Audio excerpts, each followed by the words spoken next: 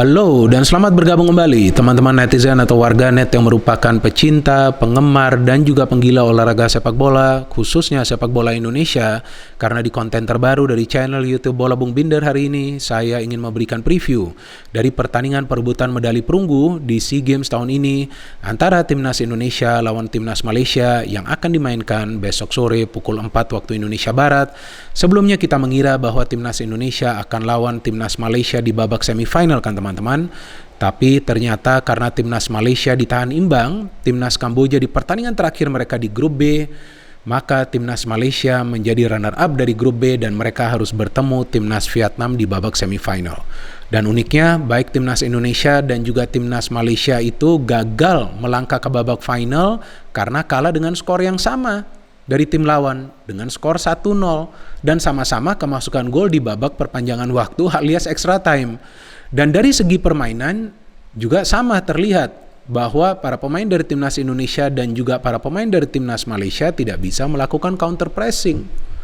Sehingga level pressing dari para pemain Timnas Thailand dan juga Timnas Vietnam itu jauh lebih efektif dan mereka bisa mencegah para pemain dari Timnas Indonesia dan juga para pemain dari Timnas Malaysia untuk membangun serangan secara efektif dari open play. Oleh karena itu tidak banyak peluang yang bisa dihasilkan oleh para pemain dari Timnas Indonesia atau Timnas Malaysia dari permainan terbuka alias open play, dan lebih banyak peluang yang berhasil mereka ciptakan itu dari situasi bola-bola mati.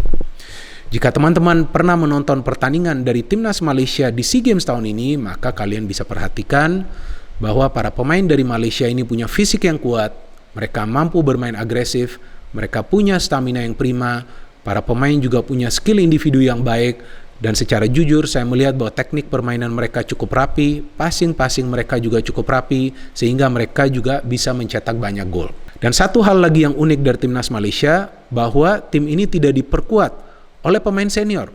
Ini satu-satunya tim di SEA Games loh, teman-teman, yang tidak membawa pemain senior. Kenapa?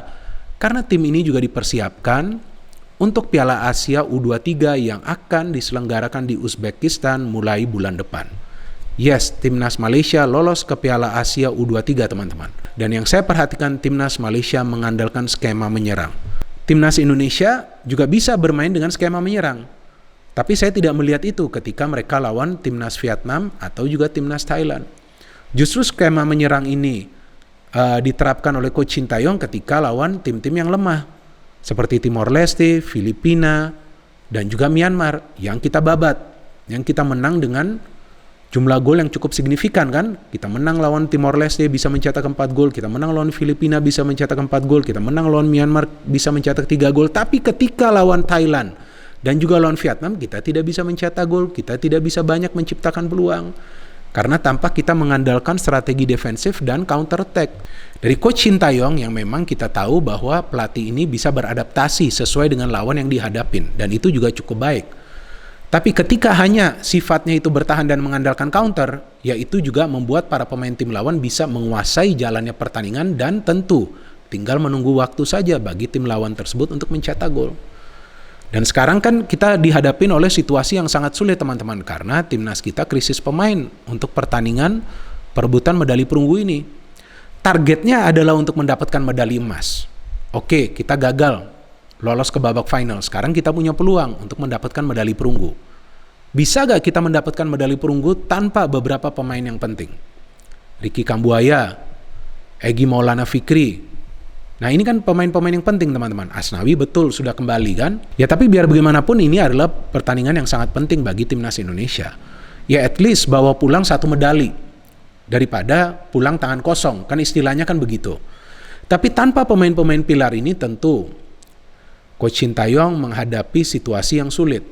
Karena seperti yang kita pahami bahwa biasanya pemain pilar yang absen itu sulit untuk bisa ditutup atau untuk bisa diisi oleh pemain-pemain lain yang biasa memulai pertandingan dari bangku cadangan. Contoh, ketika Asnawi absen, bukan Rio Fahmi yang dipasang Rahmat Irianto. Dia bermain sebetulnya cukup baik, tapi dalam urusan bertahan, bukan dalam urusan overlap, membangun serangan seperti yang biasa dilakukan oleh Asnawi.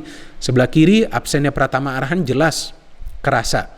Diisi oleh Firza Andika tidak rapi, diisi oleh Dewangga masih belum rapi juga, walaupun dia lebih baik dalam urusan melakukan overlap dan juga sering bertahan cukup solid, terlepas dari beberapa kesalahan yang masih sering dia lakukan. Kemudian ini di tengah nih yang paling bahaya nih. Ricky Kambuaya absen. Walaupun permainannya belum konsisten di SEA Games ini, tapi dengan kehadiran Ricky Kambuaya itu tentu akan memberikan tambahan tenaga bagi timnas Indonesia di lini tengah, karena para pemain dari timnas Malaysia ini punya fisik yang kuat dan juga stamina yang prima, dan sudah pasti mereka akan bermain agresif. Mana mungkin mereka juga mau kalah lawan timnas Indonesia. Sama juga seperti para pemain kita, mana mungkin mau kalah lawan timnas Malaysia. Artinya kemungkinan besar pertandingan ini akan berjalan keras, sama seperti di pertandingan babak semifinal.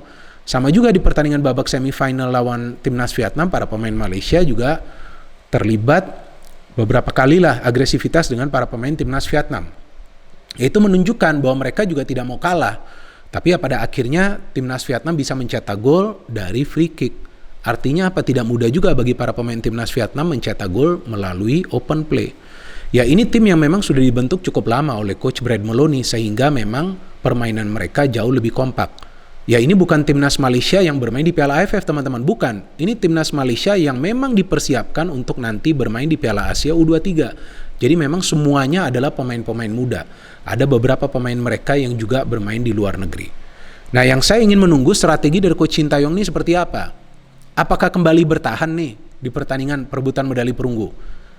Kalau saya melihat permainan dari timnas Indonesia itu lebih hebat, lebih dahsyat, lebih menakutkan ketika bermain dengan skema menyerang. Sama seperti yang mereka tunjukkan di pertandingan final leg kedua Piala AFF lalu. Ketika bermain menyerang, di situ Thailand keteteran. Tapi ketika hanya bertahan dan menunggu counter, di situ para pemain kita yang keteteran.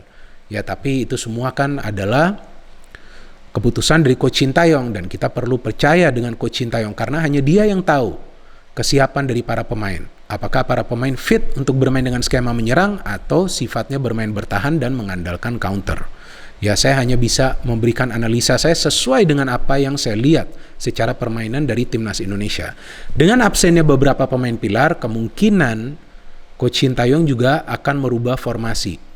Tidak 4-3-3, mungkin juga 4-2-3-1. Asnawi akan kembali bermain di kanan, Rizky Ridho, Farudin Arianto, Dewangga bisa bermain dengan double pivot, artinya Syahrian Abimanyu dan Maklok. Di depannya bisa ada Marcelino, bisa ada Sadil dan juga Witan di sayap, dan di depan Muhammad Ridwan. Penting kita punya striker murni di depan. Dan penting juga bagi para pemain yang berada di belakang striker murni itu untuk memberikan suplai bola.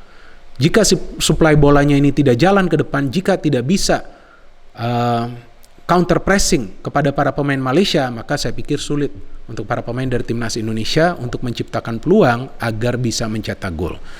Jadi seperti biasa, seperti yang selalu saya katakan, bahwa tidak ada pertandingan yang mudah bagi timnas Indonesia. Itu saya katakan dari awal, dari fase grup, tidak ada pertandingan yang mudah.